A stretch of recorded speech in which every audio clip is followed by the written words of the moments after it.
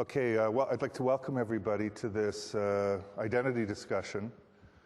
Somebody has pointed out to me that we didn't have InfoCard in the name of the session, and that therefore a lot of people didn't make the connection that they could have made there. So I'd like to congratulate everyone who was able to arrive at the session without that connection being explicit.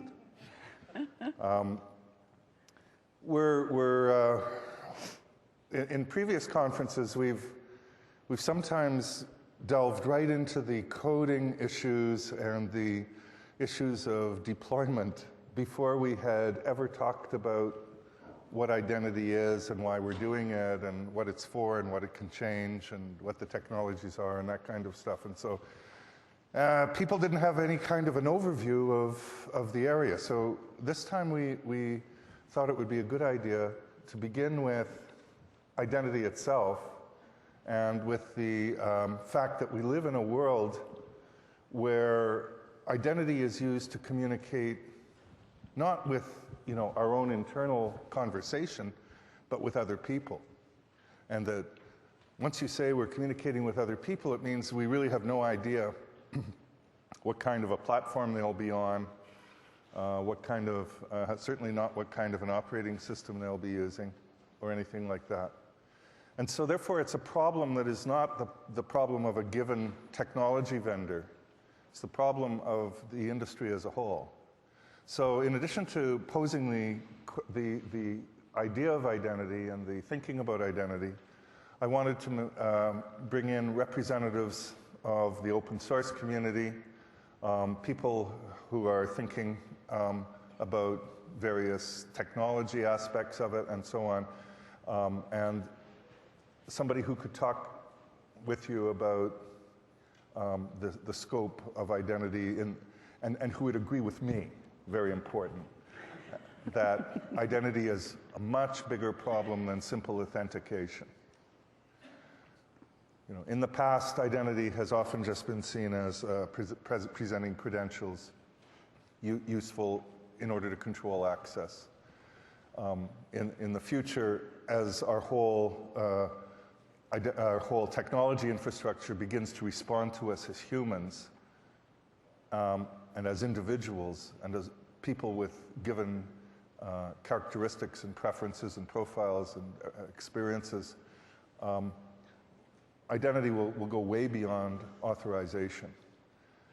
And I guess some of my thinking about this has been explored on a site that's called identityblog.com, where you can find the laws of identity. So I would leave that with you as a way that you can also find links to the rest of my panelists too. Okay, so let's get down to some nitty-gritty. I'd like to begin by asking everybody to introduce themselves in a short 1 or 2 sentence framework, because I thought we should go into the actual discussion rather than do a lot of self-identification up front. So I'll start it with you, Stefan. Sorry. I wasn't sure it was on. Yeah. My name is Stefan Brands. I'm with Credentica. We're in Montreal, and we provide technology for digital credentials. I'm Paul Trevithick. I'm with a project called Social Physics, socialphysics.org, and I lead the Higgins open source project at Eclipse. My name is Johannes Ernst. The company is NetMesh. We came up with the idea of using URLs to identify yourself, and you might have heard of the recent Yaris announcement. And I'm Hillary Ward. I'm the Identity Business Manager in Citigroup Global Transaction Services. And I'm Kim Cameron. I'm the architect of identity at Microsoft. So I'd like to begin by asking Hillary. One of the good things about my job is I get to travel a lot and meet people who are interested in identity. It's great. And one of the most fascinating people who I've met is Hillary Ward, who turned to me one day and said, well, my company, by which she's referring to Citigroup, my company's been in the identity business for over 200 years.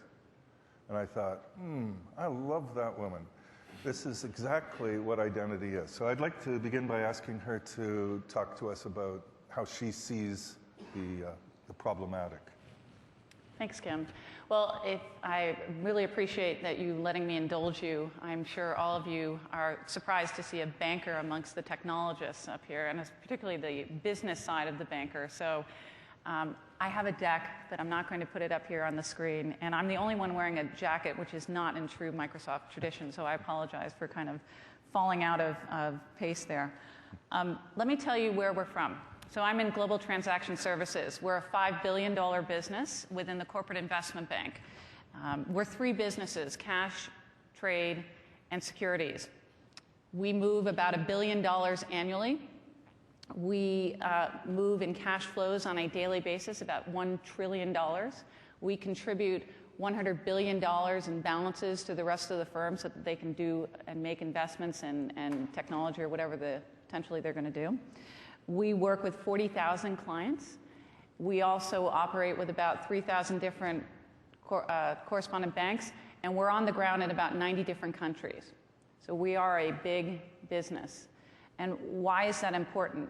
Well, if you think about the folks that I work with and how does identity connect to those folks, the things that the CFO's office and the treasury folks are interested in are things that directly connect to identity. And over periods of time, we began to discover this over probably the last couple of years, that these trends are linking very closely to identity management. So let me tell you a couple things that are going on in the Treasurer's office. So for those of you who work in technology, these are the guys who pay the bills and allow for the budgets to actually come to fruition. These folks are looking for better centralization of information flows. They're interested in integrating your information so they can make smarter decisions and not be surprised. They're also looking for better enhanced head office control over subsidiary activities or over what people are doing across the enterprise. Their job is risk management and control. And risk management and control is a tenet of identity. But it's not something that you would think that would be important to the CFO's office. In their minds, there needs to be an expansion of electronic commerce. The way to improve productivity, the ways to maximize profits, the ways to expand your business today is by exchanging information and transacting electronically. And the internet is a logical place to do that. But it has to be secure and it has to be trustworthy. In their minds, in these organizations, and most of these organizations are global organizations, there is a globalization of supply chains. Their objective is connecting that physical supply chain where a purchase order begins the flow of information to the financial supply chain. They have remote customers and suppliers who are business partners and internal employees who need access to sensitive information, confidential information, and systems in an easy, fast, and secure manner. And at the same time, there's an increased demand in this process and in these flows of connecting the supply chain to paperless workflows. So at the same time, the technology environment has been growing with complexity with regard to the e-commerce and the transactions and the communications. And with all of that as the backdrop, we've got our friends in the regulatory community and compliance requirements. And for us, that means Sarbanes-Oxley, if you're a public company, which are making it very important for us to help our clients make sure that they can sign off on the activities around compliance, around accounting and other compliance activities that they need to do around their enterprise. And all of these things in the back of the mind, it becomes very clear that identity is a thread that ties all of this together. And let me give you a use case. So in the pharma community, you wouldn't think that there's a big identity push, but in their community, they are looking very quickly at how that they can connect their supply chain, and that is in the clinical trial supply chain, moving from paper to electronic. And they'd like to be able to use the web as that way to communicate around clinical trial data, but it needs to be secure. And so they are looking to automate that process. And so in thinking of that, they've looked to their banks to help them by making that a secure environment and to use digital identities or credentials to authenticate and identify who's going to be looking at what trial information in the process. Now, why would you think of using a bank to do that? Well, as Kim said, as banks, we've been well positioned to address identity concerns. We've been doing this for years. We've been introducing parties and establishing trust in business-to-business transactions. This is not new. This is heritage to financial services. If you think about the trade business, we've been introducing suppliers and buyers forever and holding their papers of letters of credits and things of that nature for years. And so it's a natural extension of our trusted third-party role that we already play with our clients. And if you think about some of what John Clippinger's essay on identity, reputation, and social currency, he states that society has traditionally accepted reputation as an indication of trustworthiness. So banks have historically been looked upon as trusted third parties. And this is a social trend that not only that transcends geographical boundaries, it's very logical. So given the industry's need for an identity layer for electronic data exchange, we see digital identity issuance as a natural extension of our trust services, or the role that we play intermediating between buyers and sellers. The way that we do this is through the issuance of high-assurance digital identities. And our value is in the bank-grade process and controls around the issuance, or the know your customer rules that helps us establish that chain of trust between ourselves, the corporate, and then ultimately the corporate to the employee. We also have a liability model for misuse. We have a dispute resolution process, and it's legally enforceable. So if you think about that, it makes sense to have a bank in the middle of those types of transactions. We're in the business of risk mitigation for our clients, and so providing better visibility to the enterprise helps with their internal controls. So let me tell you a little bit of the history of how we got here. Back in 1999, when I should say it was signed into law in 2000, when the e-Sign Act, which helps to facilitate the use of electronic records and signatories in commerce, we and 8 other banks formed a company called IdenTrust. And the idea there was to create an approach which could address emerging identity issues. And mainly, it was to help with the legal enforceability of the law that Congress had just enacted. And what we felt were some key elements that were missing in the transaction that would help to really kind of cement the transactions: integrity, authority, authenticity, validity, and non-repudiation. And around that was created a rule set. Now, it's contractual in nature. And so everyone knows up front what the liability, the legal, the operational, and technology structures are. There are no surprises. So think about what's on the CFO's mind. They know how to do it. If they're a relying party in the process, they know the dispute resolution process if they fear fraud might have happened in their transaction. It addressed a very key approach for us to have interoperability amongst banks who were helping to facilitate transactions. All of the banks that ultimately became part of the IdenTrust scheme agreed to the same rule set. We could interoperate amongst ourselves. And so if buyers and sellers met themselves out in the marketplace, they could trust that these banks that were anchoring what we call a four-corner model were holders of and guaranteeing their identities, because we had performed, using our Know Your Customer rules, a high assurance process that had created and established a chain of trust to the employee that was actually performing the needed transaction.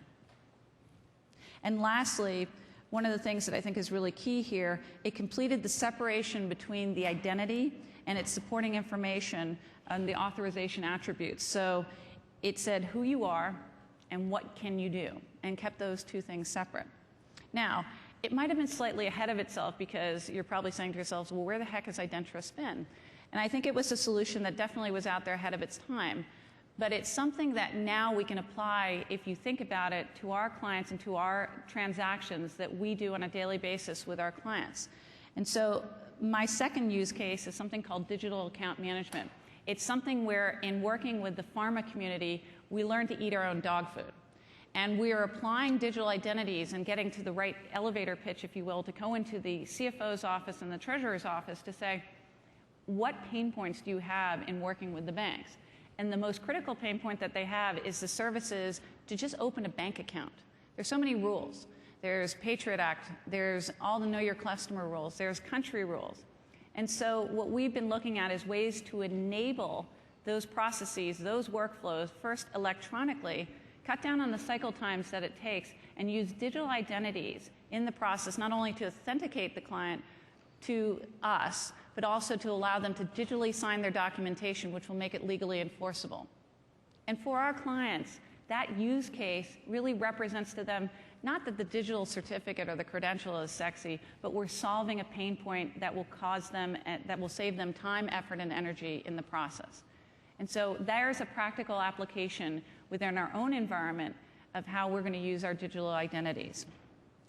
And so if you kind of take that one step further, in thinking about where the industry is and looking at, I think, the proliferation of digital identities, we see ourselves as helping the industry through partnerships and with technology vendors and with our corporates and with coalition organizations in moving towards interoperability to drive the innovation in the identity space.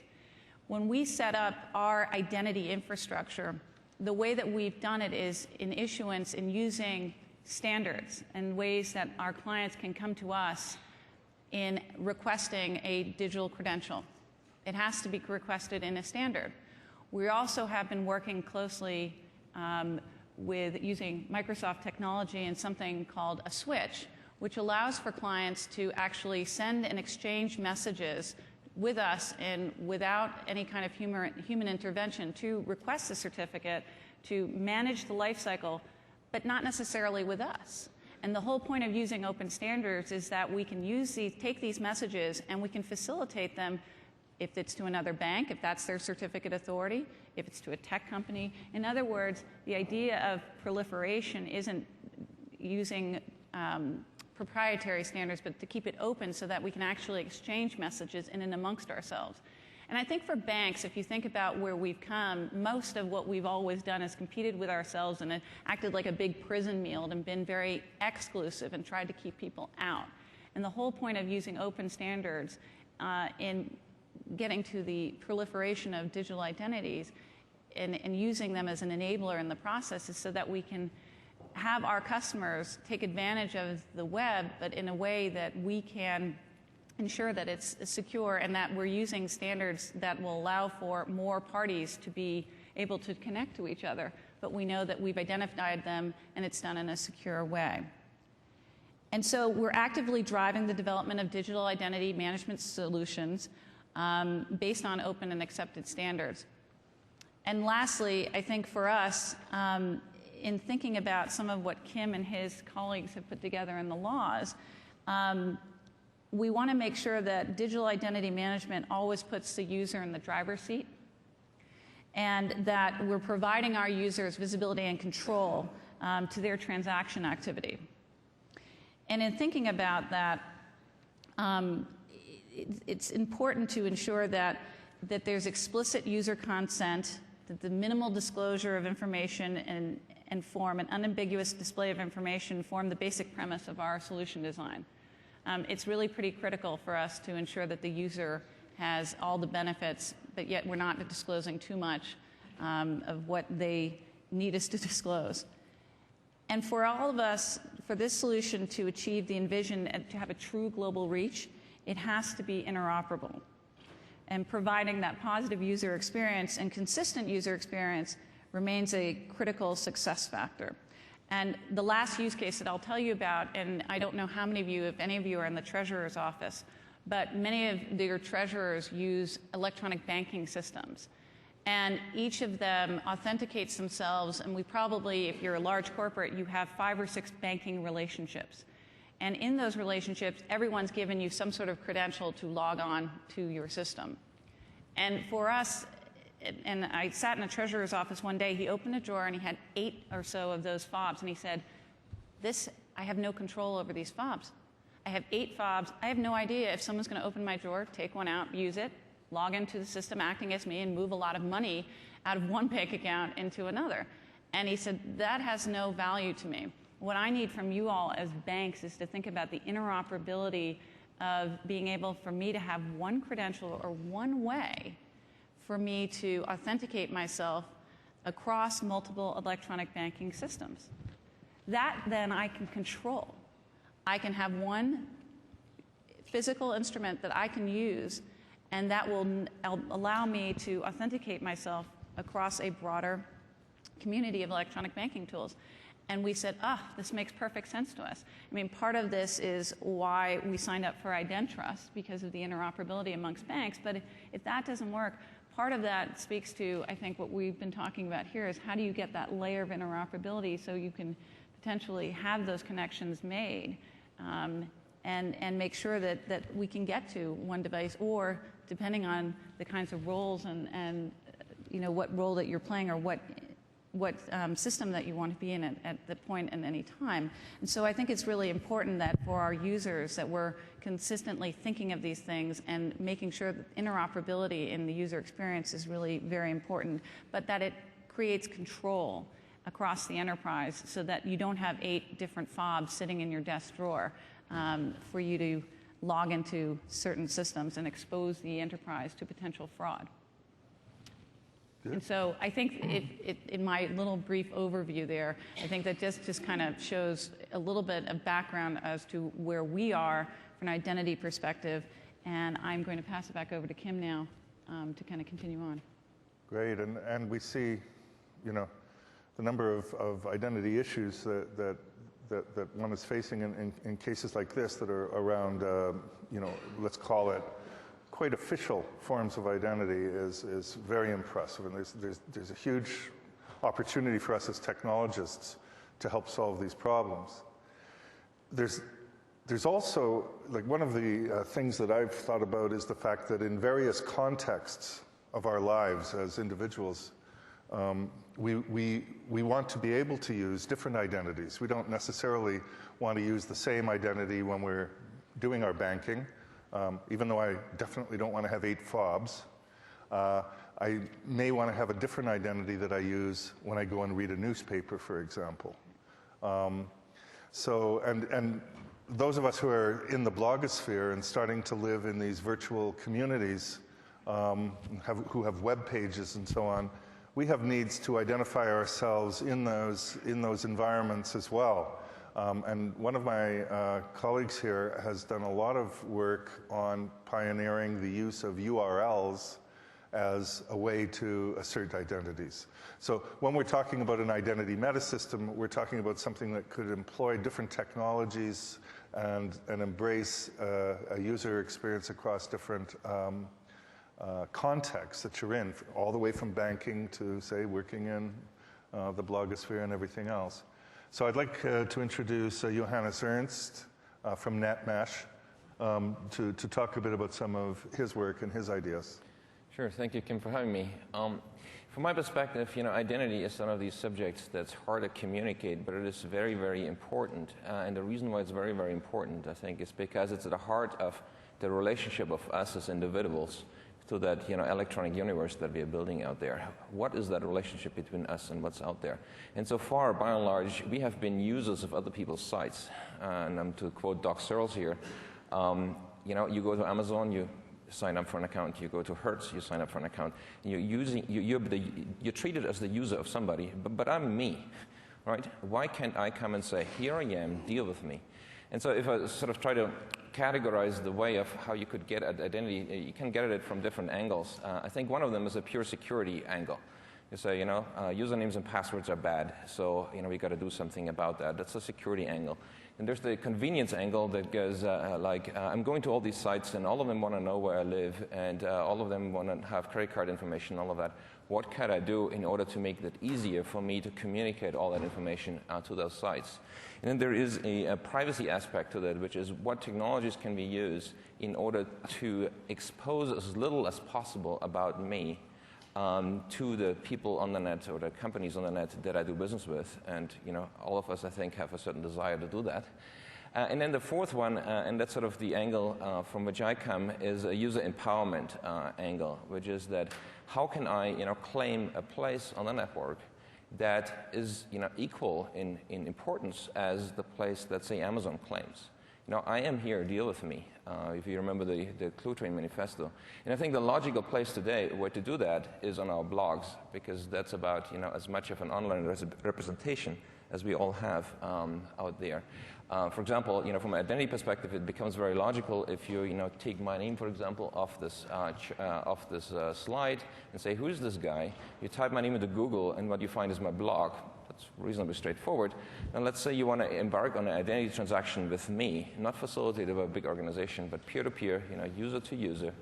Then it makes a lot of sense if that URL you just found in Google is actually my identity URL, and you can now do things with that, such as you can use your URL to identify yourself to me, so you can get information about me that I choose to publish, not necessarily the general public, but only to people I know. So one system we built was what is called LID, which has been subsumed to a certain extent with another system called OpenID from 6 Apart, the blogging company, in a specification called YADIS. And there's a lot of acronyms there, but the base idea is take a URL and I put information there. YADIS is yet another distributed identity system. Actually, we just got rid of the explanation of what it is. No, it used to be. YADIS used to be, exactly. And there's all sorts of historical accidents in the use of this particular name. But the base idea, as I said, is you take a URL, you specify that when you go to somebody's site, like for a blog comment, and say, that's me.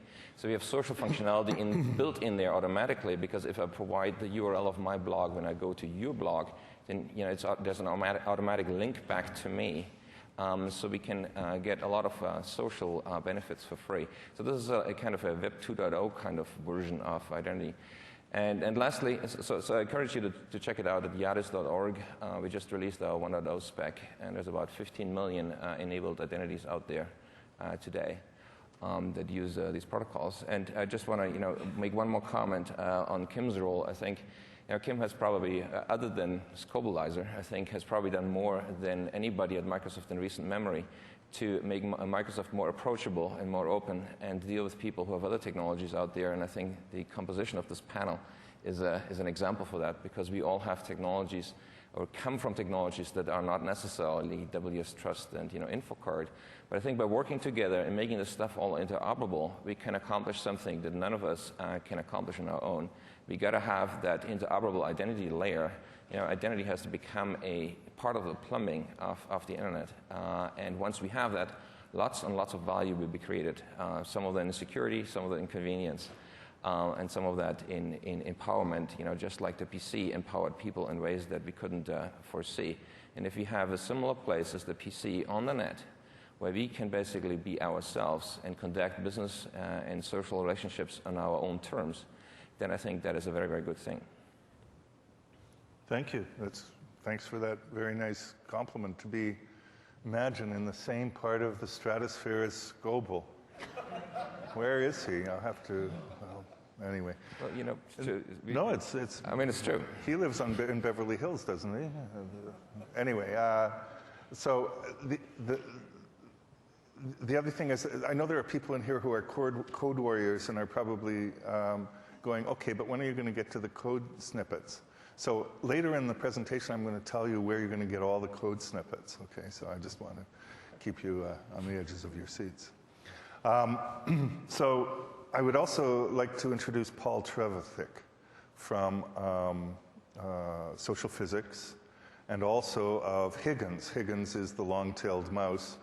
And for people who follow this area, there has been a whole bunch of press in the last few weeks about whether Higgins is anti-Microsoft or some kind of a positioning by certain other companies against Microsoft, or actually something complementary. And so we were just saying, it's funny, if you work in the identity industry, you can see that we're kind of a Rorschach test for the press, right? And I say that with all the greatest affection for the press, because, they are trying to get their heads around this, and we are changing the paradigms here by having all understood that we need to be open and work together. So anyway, I'd like to turn it over to Paul to tell you about his very interesting project called Higgins. Thanks, Kim. There has been an awful lot of confusion about all this stuff, but I think it's because the problem is deep and no one vendor or technology can solve it alone. So Kim's outreach was a necessary thing, even if it is hard for some people to understand. And hard for the press sometimes to not see as a combative relationship. Well, if Microsoft does this, then what's the response kind of thing. When in fact, a lot of us on this panel and others have been working together for a long time with a relatively common vision. I was sitting here listening to Johannes thinking, yeah, what he said. I don't want to repeat everything he said, but I could have said pretty much the same words. And in order for this, so rather than repeat, I'll try and add a little bit. In order for this to work, it obviously has to run on all platforms. So the Higgins project is an open source project that's hosted at the Eclipse Foundation, although it has a tenuous link to the IDE itself. It's just one of the 50 technology projects in their incubator. And our project, Social Physics, is affiliated with the Berkman Center at the Law School at Harvard and has a lot of interest in the societal, legal dimensions to this thing. We all do, as Johannes said, we all live on the net, and we believe that the only scalable solutions are those that push more power to the edge and more power to the end user. So the social physics perspective on this, not different than Johannes, but just to emphasize it, is user control. And in order for that to happen, there needs to be this new layer, this new infrastructure. And the key is that the infrastructure work on behalf more of the end user than of any other party. Because certainly we've seen every other attempt at security which tries to put the power in the center, sort of centralize the control mechanisms, don't scale. So if maybe by process of elimination, we're finding out, we've tried a lot of ways not to build security. Yeah, there can't be many left, right? So making it be pluralistic and lastly, and I think Microsoft deserves a lot of credit for this, if we could easily build the digital equivalent of 8 fobs in the drawer, we could end up with the user having 18 user experiences, which will lead to less security than we have today. Because it's a recognition problem, right? We're trying to connect people who don't know one another and to establish chains of trust. And if each system works completely differently, which is the world of today, we'll never get there. So we are following is the right word, I think. On the user experience side, we're following what Microsoft is doing, because it's to us it looks like a very inspired move. My God, I'm shocked. You're so nice. You were always nice, but you're even nicer now. Okay, I guess we got to add some. I'm going to have more panels. Right? Yeah. Okay. So we'll come back and we can have, we can talk about all of this in more detail. Paul's work is, by the way, I have to say that, it's beyond, he's also tackling some of these problems which I've always wanted to tackle about, that are at a higher level than what InfoCard solves. So, they're very interesting stuff too. So now I'd like to introduce Stefan Brands. So Stefan is one of the world's renowned leaders and cryptographers working on identity. He did a lot of work. He's known for his work in the electronic e-cash work. But then he took a lot of those ideas and figured out how they apply in the world of identity, so that we can do things like have identity providers that can make assertions that are provable, but even the use of that assertion can't be traced back to the identity. It can't be linked by the identity provider. So you can say, for example, make an assertion that John is an American citizen. and not necessarily be able to trace back where that assertion was used, or not be able to say, well, not even give away the particular identity of that person. So as a result, it's, I didn't explain that very well. I'm sure he's going to do it better than I can, but I guess the point I'm trying to make here is that the underlying technologies of identity are still evolving. And so this system that we're building together is this metasystem is one which needs to accept these still evolving contents. So I'd like you to talk a bit about that. Thank you, Kim. I'll try to be a little bit controversial. I have to think about how to do that, but I'm sure something will come up. So let me first give some... Controversial is his middle name, so... Almost. So first, digital identity. It's a vague concept. The way I think of it is identity management is really all about parties being able to know the parties that they interact with better. Now, knowing them better means knowing them more securely to prevent, let's say, phishing attacks and so on, or impersonation attacks, extortion of tokens maybe, and also to perhaps know them in more detail, meaning knowing more about them. And that breaks down into either being able to give better personalized services or being able to make better security decisions, which has to do with access control. So in that sense, identity management is about the secure management of identity-related data.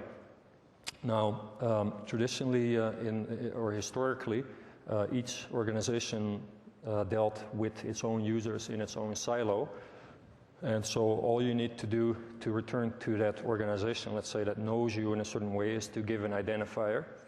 And then they can look up internally what they already know on you and deal with you. So what Hillary was saying, sort of the trend with Identris, PKI certificates in general, was really focused on that model of let's give everybody an identifier that is strongly secure and that we link in the backend to attribute data about them.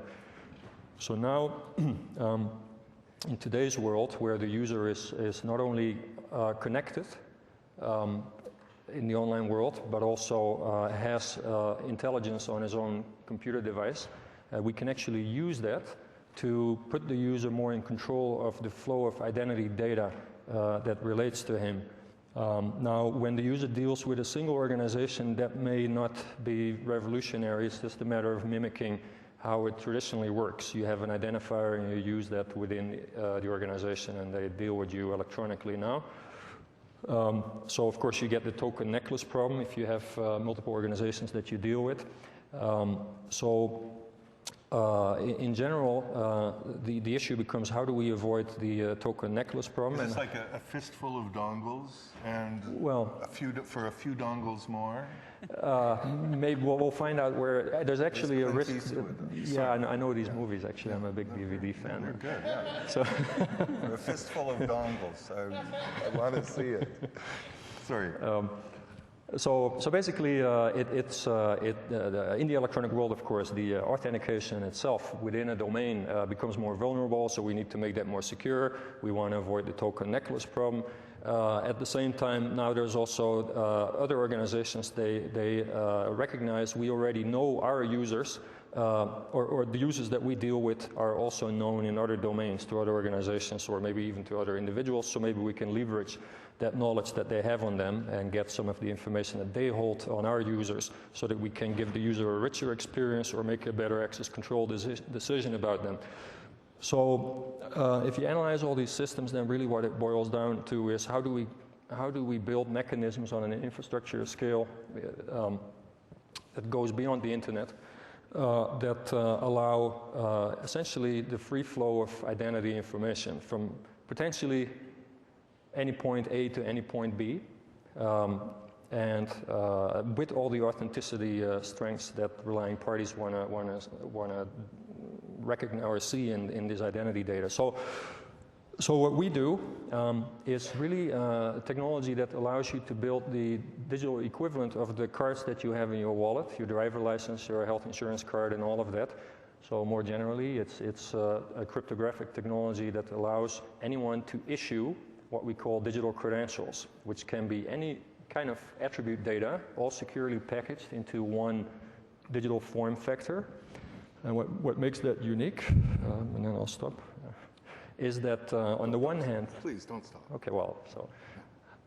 on the one hand, the technology for doing this is I don't like to say military-grade security, because it's kind of retro from a crypto perspective, but it really is ultra-secure, and it makes PKI technology look like a woos.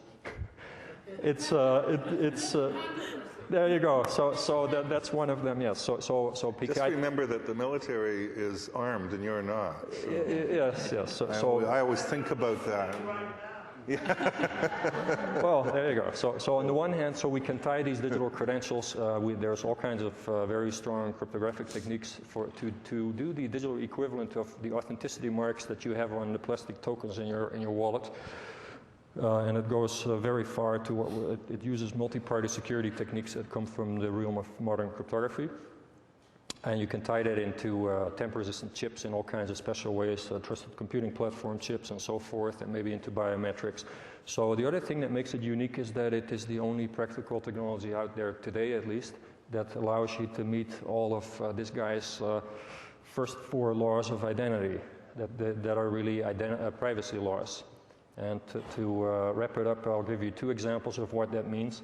So if we do, let's say, the digital equivalent of any of the cards in your wallet, or maybe all the combined data that's there, and it's certified by someone that is trusted by relying parties, first of all, we eliminate all correlation handles. That means there is nothing unique, there's nothing that is inescapably forming a link between the issuance and the showing of that credential.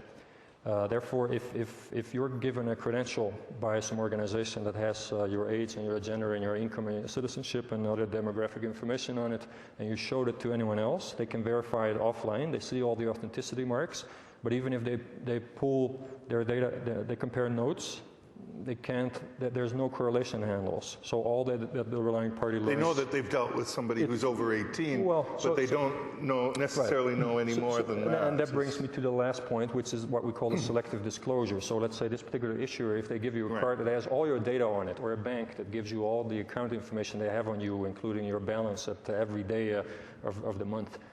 So let's say that's all cryptographically packaged. You cannot modify it. You can't clone it, pull it, lend it, discard it, etc. Those are the authenticity marks. At the same time, you can selectively disclose the absolute minimum to a relying party. So for instance, if your date of birth is stated there as an attribute, you can actually prove that you're over 18 without revealing your birth date. If your name is stated on that credential, you can actually prove my name is not in your blacklist without revealing your name. So we can do all these kinds of very sophisticated properties that go beyond your ability to, let's say, use a black liner or some tape to tape away the pieces on your plastic cards that you don't want to show to someone else. And I'll leave it at that. Nothing controversial so far. Gee. We're going to get. I think we'll get there. No, okay. So the main point here is, I think that this is quite a bit further ahead than things like public key certificates, PKI, and so on. So I think people might want to look into that. So before turning it over, I'd like to turn things over to the audience to maybe find out what they would like to know, or make comments about what we've been saying. But before I do that, I'll give people a chance to figure out, is there anybody who'd like to say something? Do I notice Mark? Well, I have to get to the mic. Mark needs time to get to the mic. Shall we sing, or? Ah. Oh, good. I'm like the lightning. This is Mark. You are known as the person who killed Passport. And Hillary, you probably remember Passport. And I seem to remember that people like Hillary, I'm using you as a completely... Am I just the lightning rod for all well, things? like all of corporate Yeah. America. Oh, good. Damn me to hell. What a heavy burden It's a you're damn putting jacket. on her. Microsoft didn't care that we felt that Hailstorm was their attempt at taking over everything. You didn't like Hailstorm? And we know that Microsoft didn't care that we didn't like it. But, but when corporate America said, sorry, no thanks, all of a sudden the Liberty Alliance was born, and, you know, banks talk better than individuals. So Not now to. it's- Kim, you don't have How are you going to I'm prove talking to that? Hillary. Yeah, you're so jealous. No, I'm talking to Hillary. Okay. So Hillary, Yes. it's 5 years later, whatever. Kim has killed Passport, and we now have the meta identity standard. So the simple question is that something that you guys can live with? In other words, will the Citibank ID system plug into the meta identity? I mean, do you feel comfortable with that scenario versus Passport? So here's it's the approach. So if you think about the info card approach, actually helps us and our clients, because if you think about how our clients have different, and it goes back to the compliance and the regulatory compliance that they're potentially faced with. So take, for instance, financial services, where we have our own sets of rules around what we'll assert for the policies and procedures around financial payments. So if we had, let's say our clients still use certificates, okay, I know that might be a bad thing, but they do. And let's say that pharma has their rules around what they can do, that the government says, if I can submit a clinical trial, those are two different certificates at this point. So we need plumbing that can help the user choose the role that they're in so that they can operate, and so it's not that the user experience is okay, that it's kind of almost seamless to them which cert and which assertion they're making at that time, but it's all potentially in one credential. They could even, by the way, have a Microsoft credential in there as well that's helping them logically log into their systems. But I think the point of it is, and hopefully I'm answering the question properly, that there needs to be some sort of plumbing that helps with the rules, but you're going to have multiple roles that you're playing, and you're going to still have certificates that are asserting certain policies and procedures based on the sector that you are adhering to, particularly from a compliance perspective. Does that make sense to you guys? So, no, that wasn't quite the question. Oh, I'm sorry. That No kind of. problem. Maybe it's more simple than Sure. you're assuming. Okay. Okay. So if we, the world of individuals, I'll use the term identity gang. Okay? Yeah. You might have heard that term. Yep. If the identity gang sees, I think you're the world's largest bank, if I'm not incorrect. Okay? Right at this point, I think. The big chunk of money, right? Because money is power. And if money says, okay, Kim, you did a good job, right? And by the way, I would bet that most people in this audience don't understand the difference between info cards and the meta identity system. So that's something you probably should explain, okay? So what I'm trying to get at it actually is- did occur to me that I forgot to talk about what Yeah. I do. You didn't really Yeah, talk. so I'll tell you try and what, I'll fill give you that my in. synopsis, okay? So InfoCards is Microsoft's implementation of the meta identity system. But Citibank ain't going to use InfoCard, right? Citibank's going to use their own. And all those other folks on stage are going to use their own. And meta identity system is like the common plumbing that can unite them together, right? And so what we need, and I'm going to speak for the collective us, is that if we, and this is a political issue, this has nothing to do with technology or rules or anything. If we see you guys doing a blessing and saying, yeah, that's cool, we like it, well, that's going to help make our job easier when we got to go to Cory Doctorow or Dave Weiner, right? Because it's a whole Now, political... careful what you say about Weiner. Yeah, well, also Cory Doctorow. He's Oh, very okay. sensitive too. Yeah. So anyway, so the point is that politically, we need you to be able to support that. It sounded like you did. So that, you know, because it's actually harder for us to convince 3 billion individuals in one bank. Yeah. No, and I think that's fair. I mean, so let's just start small, right? I speak for Global Transaction Services, and we're working on business-to-business transactions. But it's not to say, and I think when you asserted and say, why would Citigroup use InfoCard? Well, I wouldn't make that statement just yet. We may or may not. It's an approach that adds plumbing that helps us, if you think about it, in our clients, and role-based usage of identity. But to your point, we need to, as a bank, and we're a big bank, to connect ourselves internally and have one approach to identity. And by the way, that's happening. We're getting much better at cross-communicating because we're a 350,000 person organization, so these things don't happen overnight. So we're starting small and proving out. I mean, if you think about it on the maturity curve, we're right here. Right. We're not where the rest of our business But, is. and the press needs a soundbite, right? I mean, that was what happened. IBM put the soundbite out about Higgins, and the press believed that soundbite. Right. So, you know, we're looking for the soundbite to walk away from in Vegas on March 21st, and it'll be like, you know, Citibank considering supporting whatever. Soundbite. No, I think that we're speaking from the business that we work in today, and we're not talking about, you know, next year, we're not talking about next month, we're talking about what we know today. And in global transaction services, this is what we're thinking about. Let's let Paul comment on this. You can talk about Higgins. Also, I don't consider the technologies to be done yet. Yeah. The problem is when you, and back in the Berkman Center, there's, you know, near fistfights over some of this technology.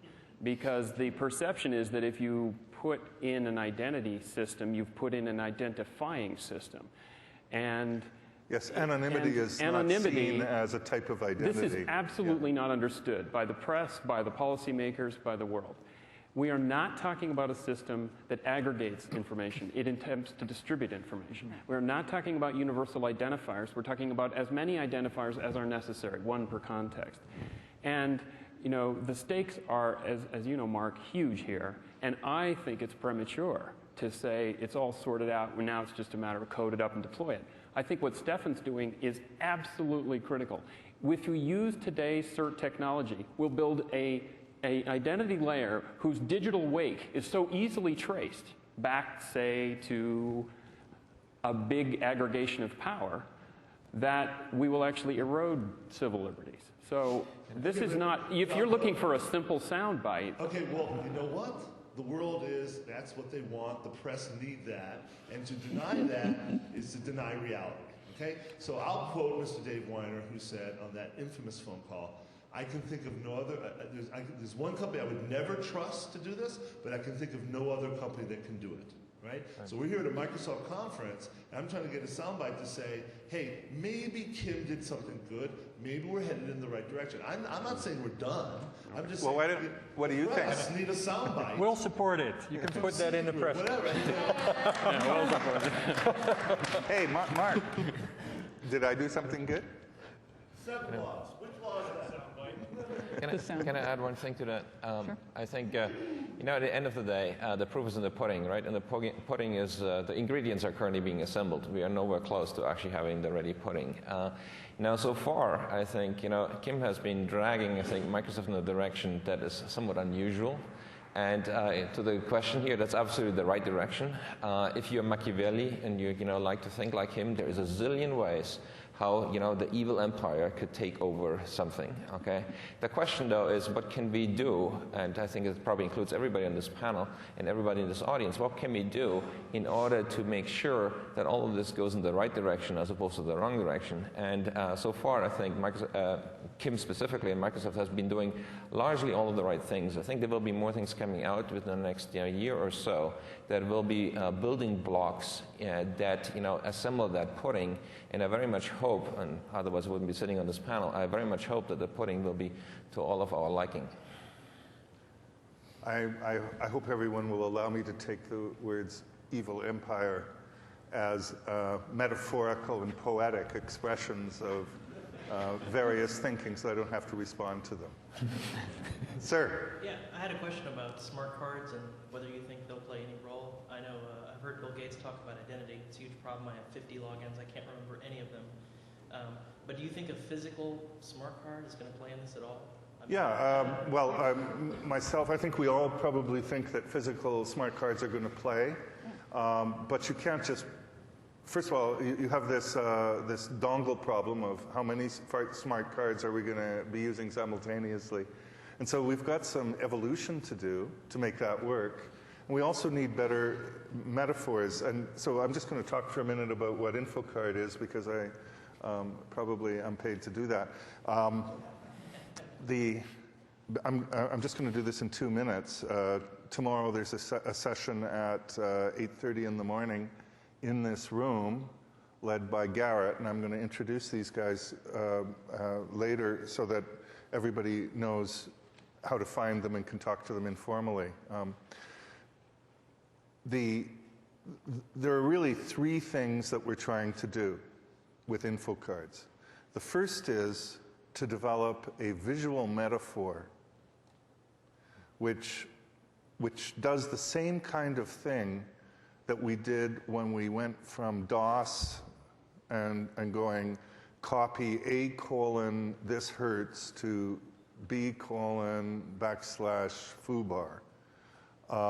And remember that, and you had to try and teach everybody how to do that. It was practically impossible. And then at one point, we went to a visual metaphor, a little icon of a file and a little icon of a folder, and now you could copy the file to the folder. We haven't had that in identity. It's a very basic thing. Microsoft is one of the agents who can really make that kind of a visualization become very, very widespread, so that we now have a way to visualize our digital identities and manipulate them just like we do with these other things. And we've, of course, got to make sure that, that kind of a metaphor extends across as many platforms as possible. The second idea is the idea that you need an insulating layer. In the old days, some people in this room will remember when you wanted to write a program that wrote to a screen, you had to know what kind of a screen would be there. When you installed the screen hardware or the program, you had to go and set up the configuration so that it was going to write to the screen. I mean, this is incredible. And of course, you couldn't go out and get a new screen because a new video board, because if you did, a whole bunch of your software would become unusable. You had to be very, very constrained about what you can do. We're at the same stage as that in identity too. It's at the point where you have to write to the specific identity system. You have to write to Kerberos, or you have to write to PKI, or you'd have to have a whole completely separate API in order to take advantage of Stefan's work.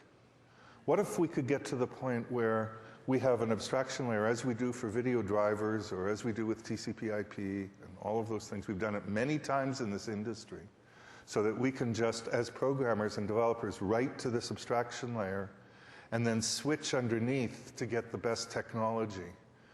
So that's the second thing we're trying to do with info cards. The third thing that we're trying to do is keep from being proprietary. And here's where there's sort of the capital I info card idea and the small I info card idea, which we really, in other words, there's a visual metaphor that we sort of call info cards, and then there's this identity metasystem, which is everybody's implementation and deployment of ways to hook up using standards. And so that identity metasystem is not something that we're building. We can't build that. All we can do is build a contribution to it, and that contribution is this thing that allows, well, we have several contributions that we're building. One of them is the identity selector that lets you do this visual selection of identities. And then we have Indigo, which allows you to consume and program to those identities. So we'll be talking about those technologies tomorrow. And then, so our thinking is that we do that, we contribute that. Paul contributes his work in the Eclipse organization, and Stefan makes his stuff work also using the same overall protocols, or we adjust our protocols to make sure that we can get Stefan's work involved and so on. Same thing with Johannes. And that way we've got this sort of the same type of thing we did with the display, getting display drivers or disk drivers or TCP/IP and the internet. And at that point, it'll now be practicable to do the kinds of things that we were talking about doing at the level of uses of identity. Yes, sorry. So I always thought that Liberty made some of the design decisions they made because they were sort of aligned with the way Passport was doing it. They made certain design decisions so that if Microsoft, the old Microsoft, that other one, chose that Passport could be changed to federate in along with other Liberty solutions, I thought some of the things that they did with Liberty as a result of that were stupid. But then I realized that if they hadn't made those decisions, I'm just assuming this, I have no idea that this was their thinking, but if they hadn't made those decisions, it would have been worse, because then folks who were pushing Passport could say, we would have loved to have cooperated with Liberty, but they made it impossible for us technically. So by not making it impossible technically, they made Liberty, less coherent, but left open the possibility that Microsoft could join in, and thereby made it better from sort of a social solution. So now I hear, Kim, that you are the person who's killed off Passport. Well, I just learned that today. I just learned it today too. But Actually, the way I'd like to put it is he delivered the conclusive proof that it was never going to work. well, I actually have a comment that I think I should make on that, just so that there are over several thousand people who worked there, and I don't want them all to kill me. What I'll say is that Passport is a very interesting phenomenon because it has over 1 billion authentications a day. So I don't think I'm going to kill it off. All right. On the other hand, it was positioned by some by many. Mark will remind me of this, as being sort of a candidate for, or something fully ready to be the identity system for the internet. And so that was wrong. That side of it was really wrong, and represented very early thinking on this.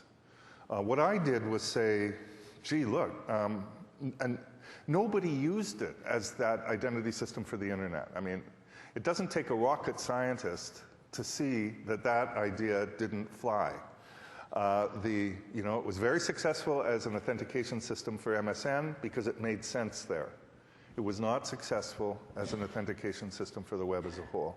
And so that led to my work on the 7 laws, which is, okay, it didn't work. What would work? What could work? Why have all the other systems failed? What are all these theoretical issues? Now, in terms of Liberty, Liberty is a very interesting organization, has done a lot of very good policy work. We as Microsoft, we're really oriented around web services. We see the whole future of technology being driven by web services, and so I think that and the first version of Liberty's stuff was not oriented around that set of protocols. So it wasn't of interest to us. It wasn't that we didn't like it or we don't like Liberty. We liked them. We liked the policy work that's going on there. But what we're interested in is these web service protocols. And now I think what you're seeing is Liberty actually, the next, you're going to see rounds of stuff coming out of Liberty, which is in web services protocols, and that's going to be part of this convergence around the metasystem that we're talking about. So once again, it's this. I think if you go and you talk to the people who are identity people in all of these different companies, we do get along really well. Now that's not a good story, but it's really true. And then the question is, okay, have I had to drag Microsoft to this new understanding? I wouldn't say that. I think what I had to do was build a theoretical framework, because I guess all of you know, that Microsoft is a very theoretical company. I mean, you have to work this stuff out theoretically. Once I developed the theoretical framework, it was, a lot of people in Microsoft came to support these concepts, and I find that very gratifying. Does that help, or? Yeah, you actually answered the first question, but that triggered the second question, which is, to what extent does Passport and liberty have to change to fit into the... Okay, well, let me explain how Passport is changing. Passport is going to, first of all, Passport will accept self-issued info cards. So if you go to the session tomorrow and you learn about info cards, that's a very interesting idea because it means that people now can have a vision of themselves, use that in a bunch of different contexts, and also use it when they get to an MSN site.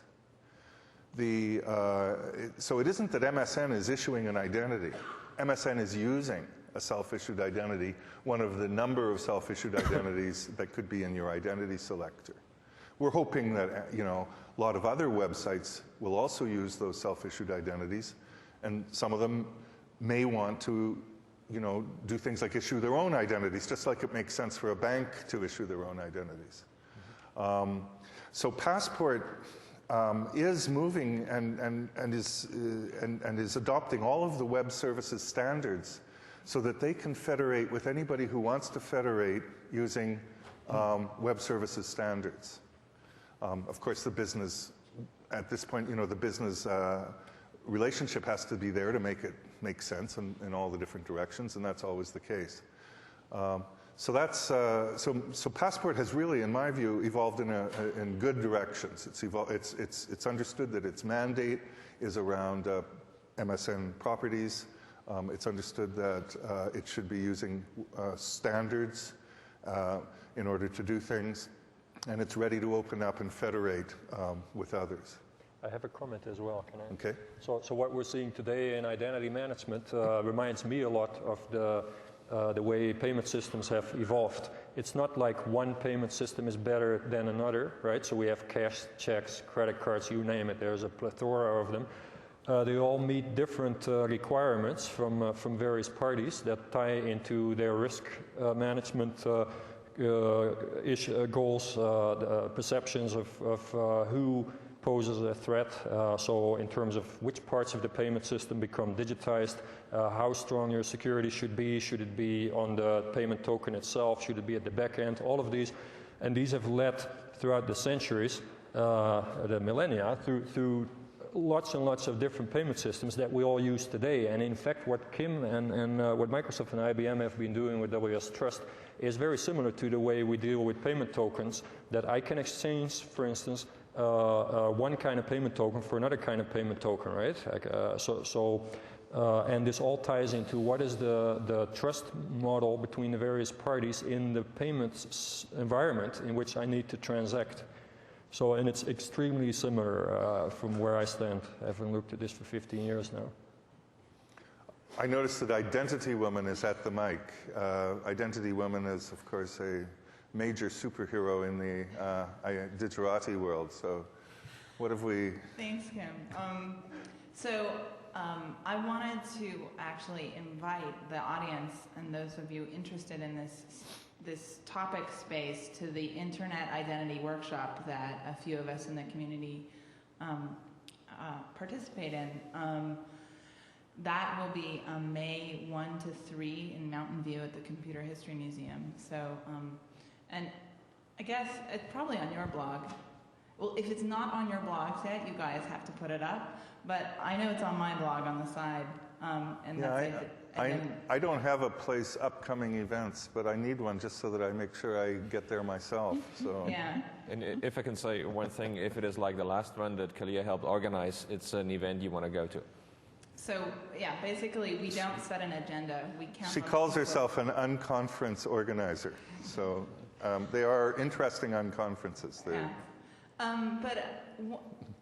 As being a part of this community for a while and not being on the technical end, and we've heard a lot about the different technical stuff, and we touched on the social issues, but the thing that really concerns me is that are the social norms, and perhaps even more importantly, the legal infrastructure that we have today, how can they keep pace with the technology, and what are we going to do about that? Because I think the technical is the first piece, and then you end up with social and legal. And how can we help those systems innovate and be there to make this whole thing work? Right, and I think there's two areas where that's being done. One is in the pure legal area, and Paul might want to say something about that, and also in terms of the judicial implications. Maybe Hillary wants to say something, just briefly, yeah. Absolutely. Sometimes, I wake up in the morning and say, as technologists, we can do anything, and in some sense, it's true. The problem is we don't know what to do. The policy issues are so complex that the conflicting paradoxes we're faced with. Should every citizen have complete anonymity, pseudonymity? Yes. What if you have a ticking time bomb terrorist? Okay. These are the things that have to be, debated. And the issues are so complex that they can't be solved without other layers, right? The norms that Kalia talked about, and the legal frameworks. And the legal frameworks, just by definition, are ancient, right? They trail vastly the technology. But so do the social norms. I mean, we're amazed to find out that you look at what the UK was doing for a national identity card. I mean, this is not the kind of system that you want to build. These are privacy-destroying systems. So the technology almost is the easy part compared to how do you resolve these paradoxes? How do you allow a person to rent a car without revealing anything about them? Because after all, Hertz doesn't need to know anything about you, other than it is the proof that you are good for the money and you've got a valid driver's license. They don't need to know who you are. Well, unless you get into a fender bender, whereupon we need to sort of open it up a little bit. So these are not simple situations, and we're only starting to get the technology layer in place, and I think it begs all those other questions. Even I know you're involved with it, Kalia. Things like we thought P3P was going to allow people to understand what the privacy policy was. Well, it just didn't work. We have this exact. Well, it allows you to understand that you don't understand the privacy policy, which I think is anyway, so we have that problem that P3P was doing in that domain all over again. Okay, we're going to have to wrap down. I just also wanted to say, if you guys want to join the email list, identitygang.org, see me or Paul, and you're welcome to join the community and that conversation. Can we just maybe move the panel sort of in the back door and walk out there for whoever wants to We're going to move to the Xbox Lounge, which is over in this direction. Could you guys stand up, the InfoCard people? I'd just like you to know if you have questions about InfoCards, you can also go and speak with them, as well as with the panel about our issues. So thanks very much for coming. Hope it was of use, and see you tomorrow morning.